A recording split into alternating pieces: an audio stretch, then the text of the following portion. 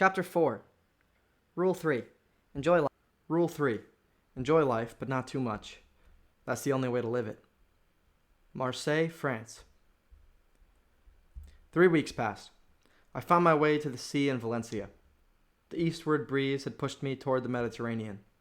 It resurrected my spirit and filled my sails. Spain had been, for the most part, stained with sorrow. I got booted out of a car on the side of the road. I had to grow an unkempt beard and shear off my hair, and I loved my hair. And Simon. I wouldn't find another friend like him. Not that good people weren't out there. Hell, Simon wasn't exactly good himself. It was that I couldn't open up. In fact, I had to be more reserved after learning about my unenviable fame. But Simon had also given me Monaco, and I found that with hope comes a smile. Valencia, Barcelona, Béziers, Montpellier, Avignon. I torched along the French Riviera, leaving a trail of cigarette butts and unsatisfied women in my wake. It's hard to perform well when the thought of a sting operation constantly rests on your mind. Finally, after ironing out a half-decent lifestyle as Juan Marco Dados, I made it to Marseille. My situation hadn't improved. I had. Patrick Parity was a terrible fugitive. He was the man who bitched about the world being unfair. He was also the one who ran into the embassy in Lisbon, the one who told his story to anyone who would listen, the one who couldn't keep his identity a secret. Parity was weak, and he trusted the world. Luckily, by the time I arrived at the biggest port in France, Parity was long gone.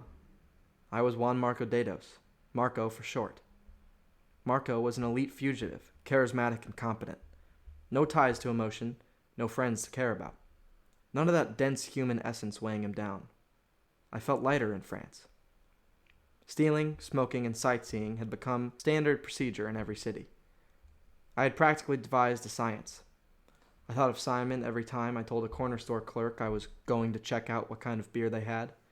I thought of Simon with every cigarette, every sunset, every sandwich. Across the entire Côte d'Azur, nowhere was theft more beautiful than in Marseille. Other than Paris, Marseille is the biggest city in France. The quality of robbable corner stores was above par.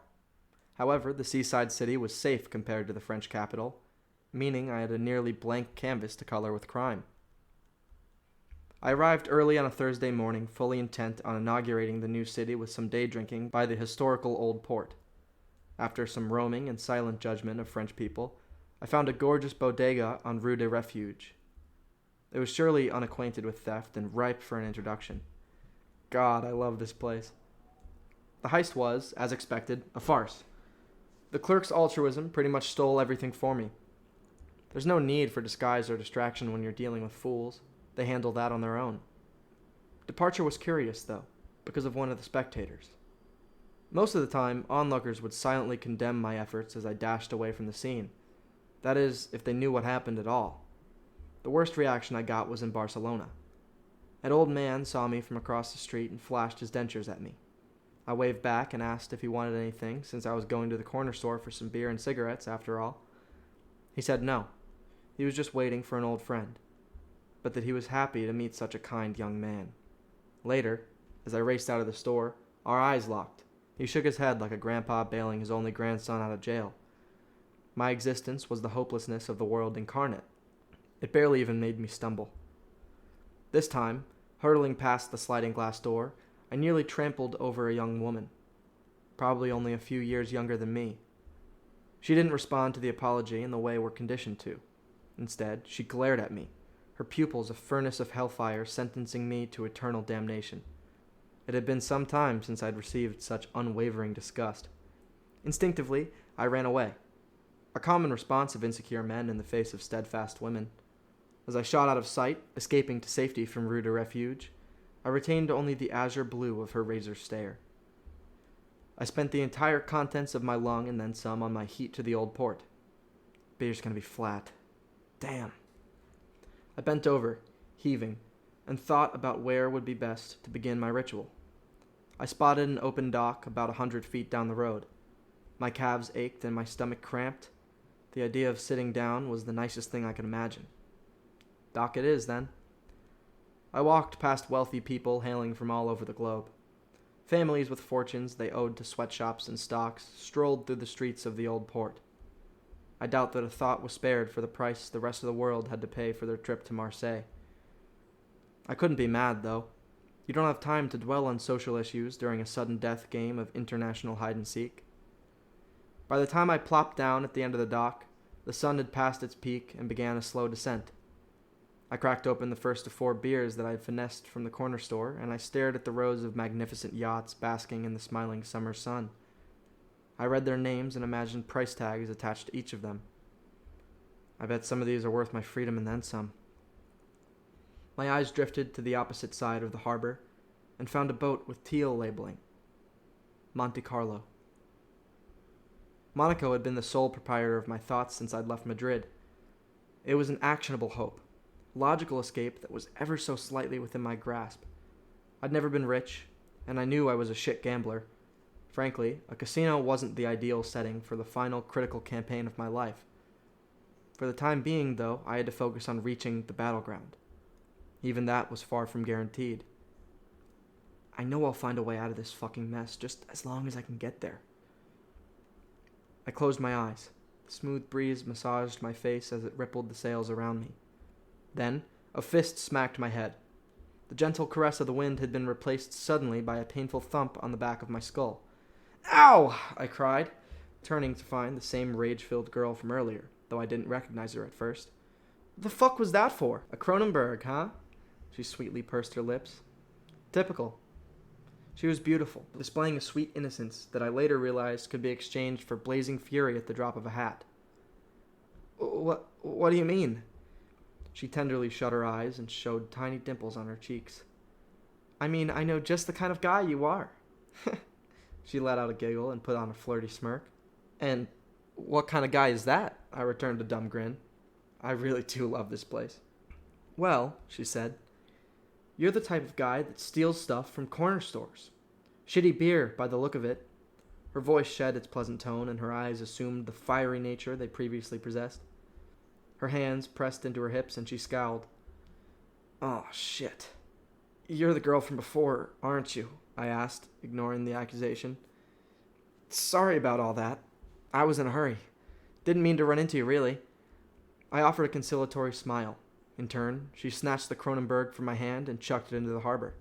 My grin went along with my freshly opened beer. "Hey, what the hell? That's mine!" She giggled again, and I threw my arms out like an angry Jesus. I stared at the growing pool of yellow and the pristine blue water. "I guess that depends on what you mean by yours." My eyes left the beer-stained water and found hers. "I mean mine, as in not yours. And you can't just throw shit into the harbor like that."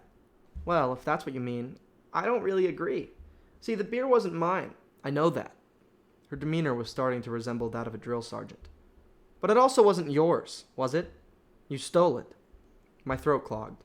I had to swallow a couple times before I could talk. "She looks about ready to turn me into the cops." Authorities, as a rule, are best avoided by fugitives. I needed a game plan, and fast. She's perceptive. I can't just sneak away. The best move is to get her to calm down. It didn't help that I found all of this wildly sexy. The smack, the smirk, the snatch. The woman knew how to take control. I like that. "Hold on now. I really think this whole thing is just a misunderstanding." I smiled innocently and offered a deep laugh, a Simon type of laugh. She nearly giggled, but caught herself, and the fire in her eyes momentarily faltered. "Make her laugh. That's it." "Oh, really?" "Yeah, see, I live by the simplest rule out there. Finders keepers," I said, clasping my hands behind my head and sticking my chin out. "I found the beers, right? So that means they're mine. I see where you're coming from, thinking I might have stolen them and all. Common misconception, really. But since they were technically mine once I found them, I couldn't have stolen them. You wouldn't pay for something you already own, would you?" The woman was a volcano, edging closer to an eruption with every word that left my mouth. When I finished, she just stared back at me. "That beer's probably totally drained by now." "Unbelievable," she said to herself. It was clearly meant for me, too. "Look, I'm not even mad that you threw one of them into the water. Don't sweat it." I waved the inconvenience away with my hand. "I've got to get going, though, so if you don't mind just moving a little. Also, It would be just great if you would maybe stop following me. A little bit creepy. I mean, if you want to go on a date or something, all you have to do is ask.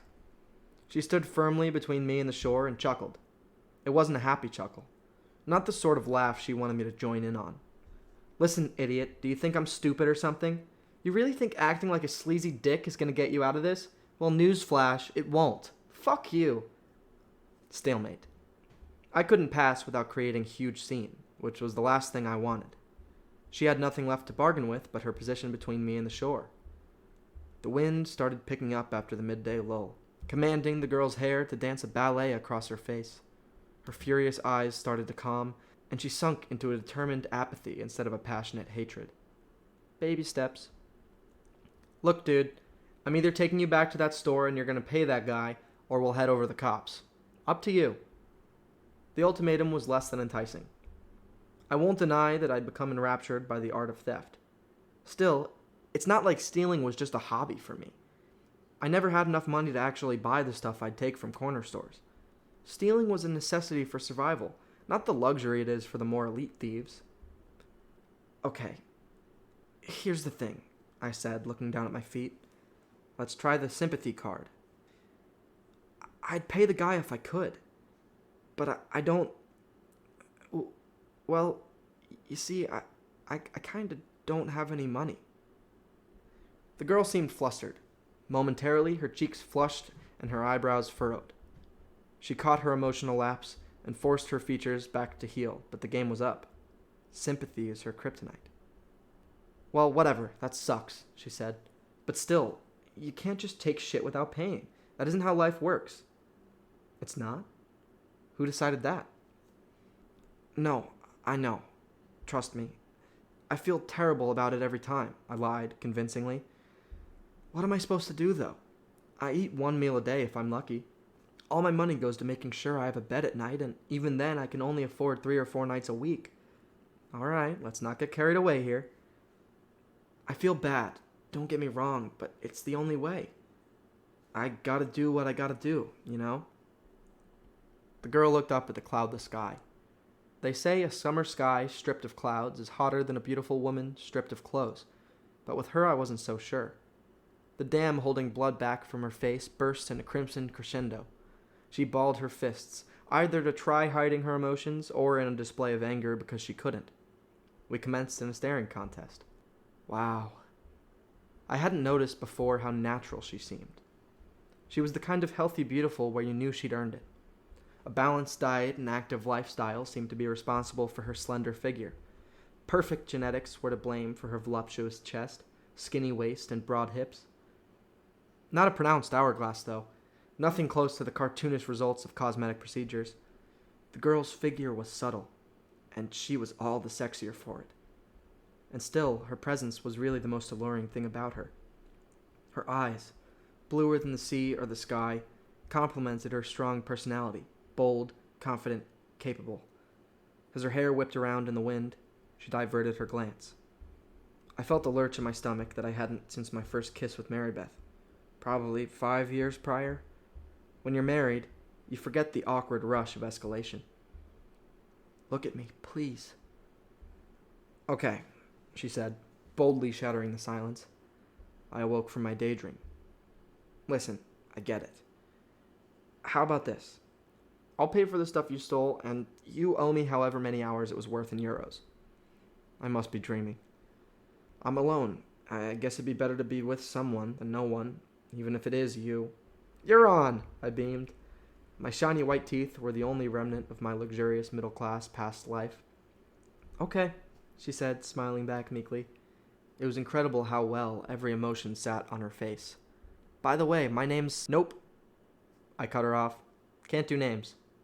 Why not? She raised an eyebrow. Shit. Why not? Well, it's more mysterious that way, this little date of ours, I said. Can't exactly flex that I'm the hottest fugitive around, can I? It's not a date, she threw her hands up. We're gonna be friends. Just friends, got it, idiot? Sure, not a date at all. I laughed. Just 2 people spending the afternoon together exploring a new romantic city. Not a date, not even close. She started to blush and cross her arms.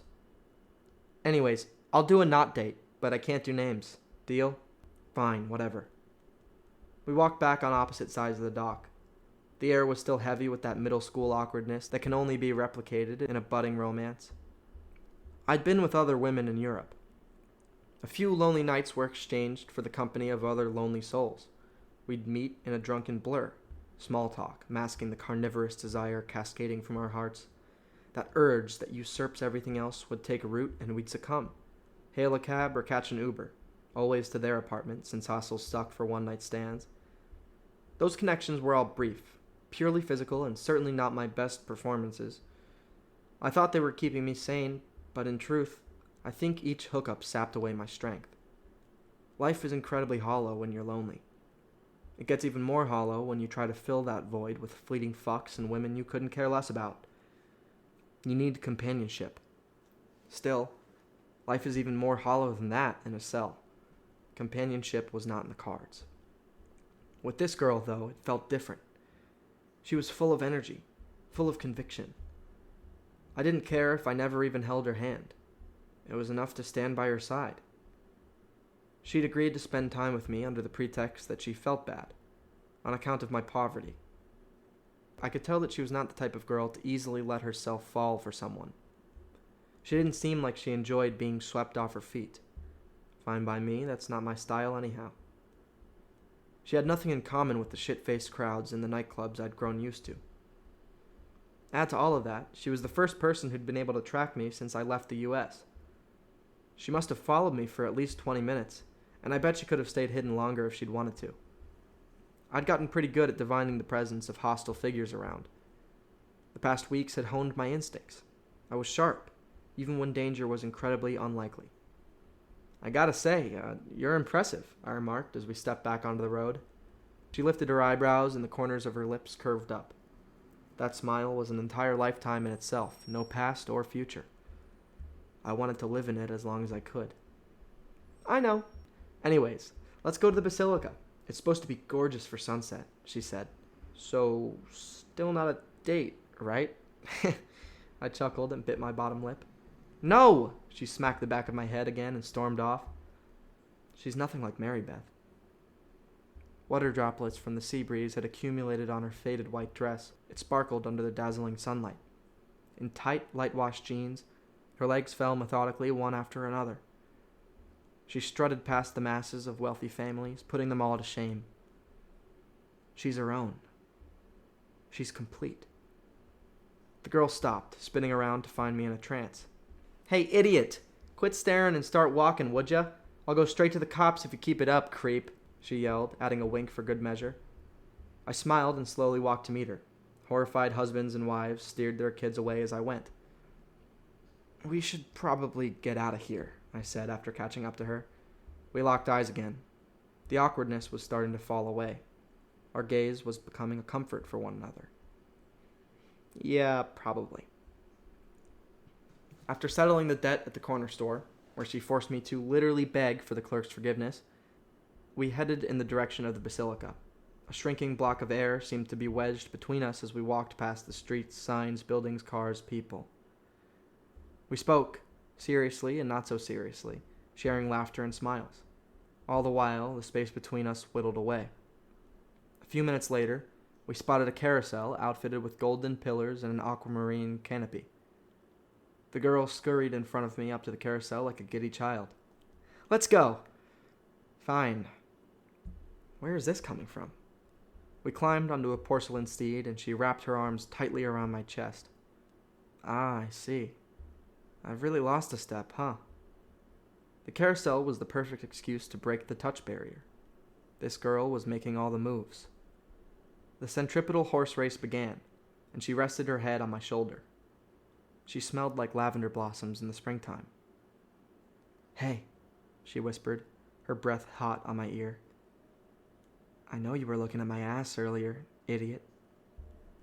Her hands slid over my waist and found my shoulders, while mine gripped the golden pillar securing our ride. My knuckles were paper white.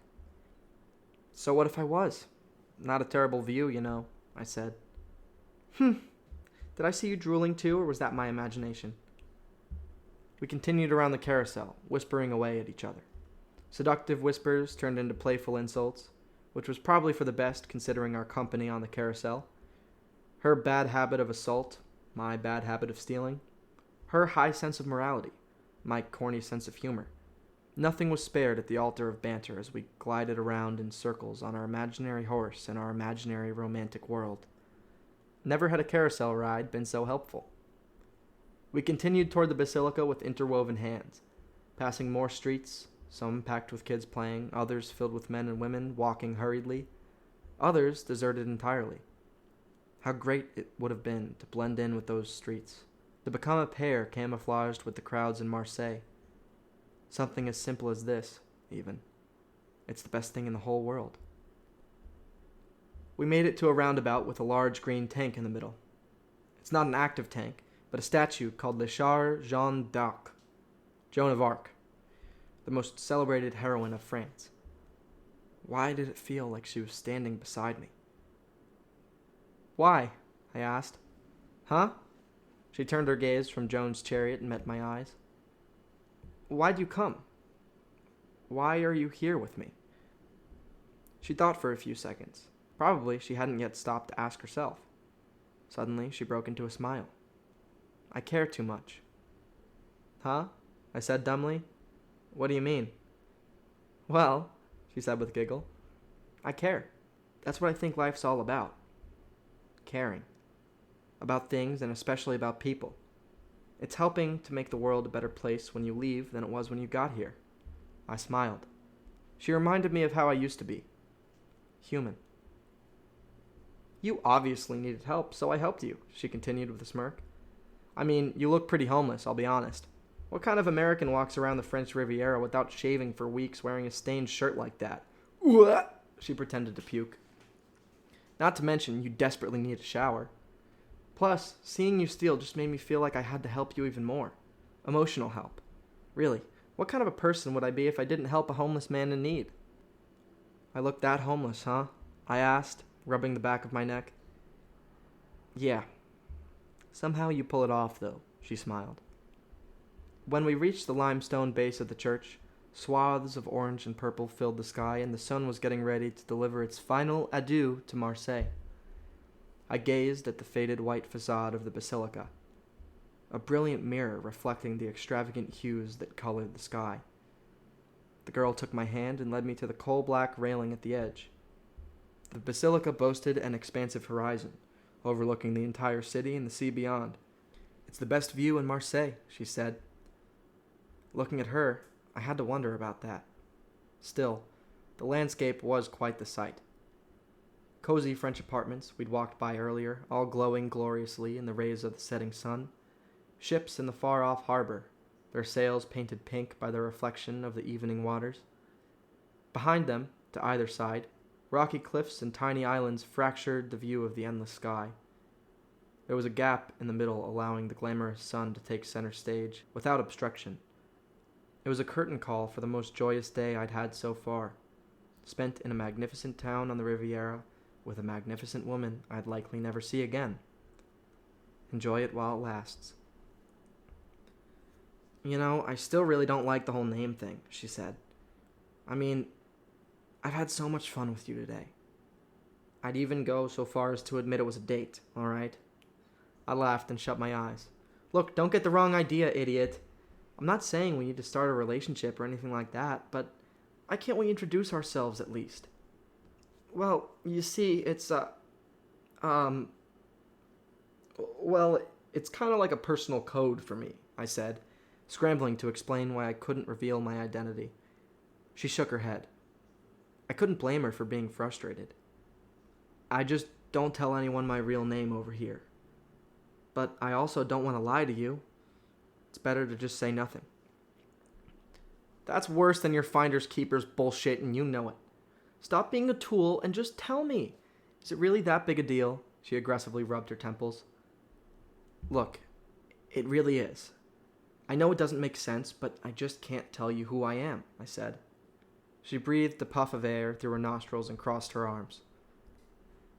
I've had a great day with you, you know, I continued. The best I've had in a while. I need you to know that. It's just... I can't give you anything more than what today was. I'm sorry. She gripped the railing and closed her eyes. I imagined our silhouette against the sunset, with her slouching on the rail and me beside her. It had an ethereal beauty, a delicateness that transcended time. Okay, listen. I think you're a good guy. Maybe a bit of a dick, but nobody's perfect, she chuckled softly. I want to know more about you. Your life, your story, at the very least your fucking name. Why are you being so frustrating? I can't move forward with this unless you open up. The entire city stopped as the sun relinquished control and allowed the darkening of the skies. I stared down at the dock we stood on earlier. Moving forward, huh? I wish we could. I sighed. I didn't want to let go of the still happiness of our silhouette, but the sunset was gone. That's the problem with a picture. It can never last. Look, I sighed. There is no moving forward. There's nothing left, okay? Just know that I love today. That's real. Whatever then. Fuck you! She ripped her hands off the rail and walked away in rapid bursts, making her footsteps known. I imagined that she stopped to see if I was watching, hoping to meet my eyes and hear me beg her not to go.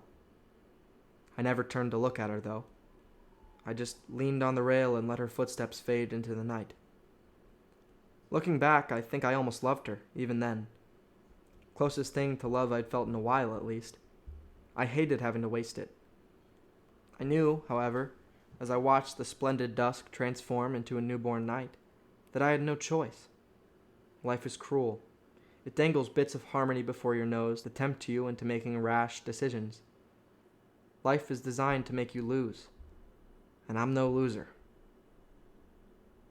Once the sun was good and gone, I turned to look at the basilica. It was bright, illuminated by a couple LED spotlights. Notre-Dame de la Garde, the Pearl of Marseille. Atop the highest precipice of the church stood a statue of Christ, crucified. I felt a certain camaraderie with the statue. Then, I started to wonder how many others suffered crucifixion under Rome. Surely there were a lot of them. Legions of unnamed souls forgotten to the inconsiderate eyes of history in favor of one man. I wasn't Jesus. I was the unnamed. Nobody's going to help me unless it helps them, and nobody's going to care when I'm gone. If they aren't going to waste time, I shouldn't either.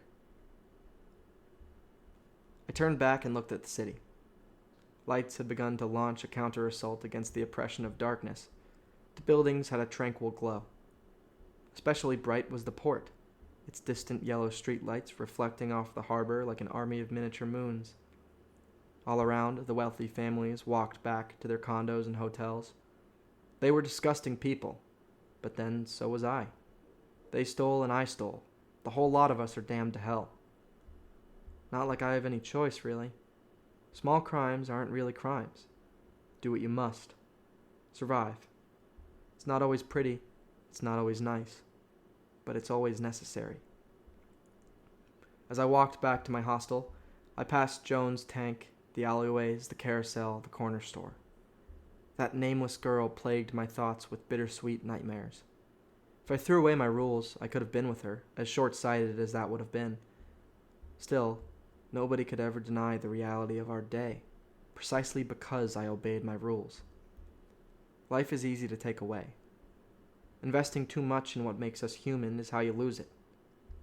Enjoying life, but not too much. That's the only way to actually live it. When I got back to the hostel, I immediately toppled onto my stiff bunk bed. I stared at the ceiling tiles and replayed the 3 weeks I'd been in Europe over and over like a YouTube video.